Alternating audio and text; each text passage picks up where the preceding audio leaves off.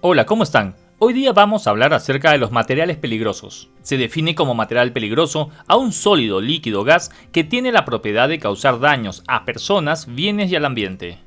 Los materiales peligrosos los podemos encontrar en supermercados, como por ejemplo productos de limpieza, pinturas, aceites, baterías, etc.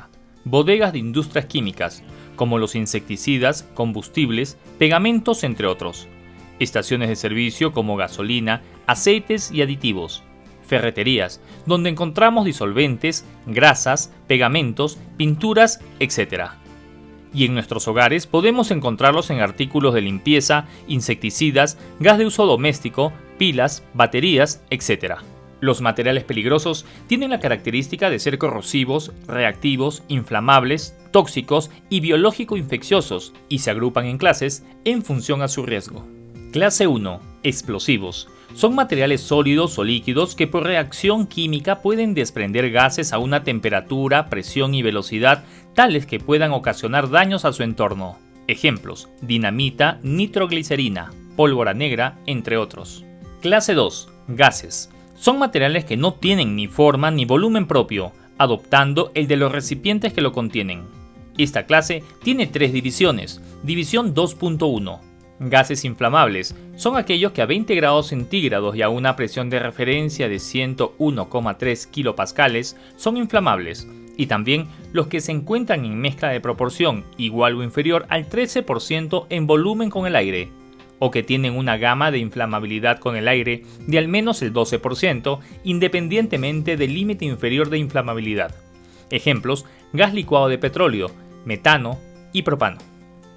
División 2.2. Gases no inflamables no tóxicos. Gases que son asfixiantes, comburentes o que no pueden incluirse en ninguna otra división. Ejemplos: nitrógeno, dióxido de carbono, helio. División 2.3. Gases tóxicos. Son aquellos que representan toxicidad o corrosividad para los seres humanos hasta el punto que entrañan un riesgo para la salud o se presume que son tóxicos o corrosivos para los seres humanos porque representan una concentración letal media igual o inferior a 5.000 miligramos litro. Ejemplos: cloro, monóxido de carbono y amoníaco. Clase 3. Líquidos inflamables. Son los líquidos, mezclas de líquidos o líquidos que contienen sustancias sólidas en solución o suspensión, que desprenden vapores inflamables a una temperatura no superior a 60 grados centígrados en ensayos en crisol vaso cerrado o superior a 65,6 grados centígrados en ensayos en crisol vaso abierto, comúnmente conocido como su punto de inflamación. Ejemplos: combustibles, pintura, barnices, lacas, plaguicidas, etc. Clase 4. Sólidos inflamables. Son sustancias que presentan riesgo de combustión espontánea y sustancias que en contacto con el agua desprenden gases inflamables. Esta clase tiene tres divisiones. División 4.1. Sólidos inflamables. Sustancias sólidas que en las condiciones que se dan durante el transporte se inflaman con facilidad o pueden provocar o activar incendios por rozamiento. Sustancias que reaccionan espontáneamente, que pueden experimentar una reacción exotérmica intensa. Ejemplos: caucho, fósforo rojo. División 4.2. Sólidos que pueden experimentar combustión espontánea. Sustancias que pueden calentarse espontáneamente en las condiciones normales de manejo o al entrar en contacto con el aire pueden inflamarse. Ejemplo: nitrocelulosa, fósforo blanco. División 4.3. Sustancias que en contacto con el agua desprenden gases inflamables. Sustancias o mezclas que en contacto con el agua tienden a volverse espontáneamente inflamables o desprender gases inflamables en cantidades peligrosas. Ejemplo: carburo de calcio más agua, sodio metálico. Clase 5. Sustancias comburentes y peróxidos orgánicos.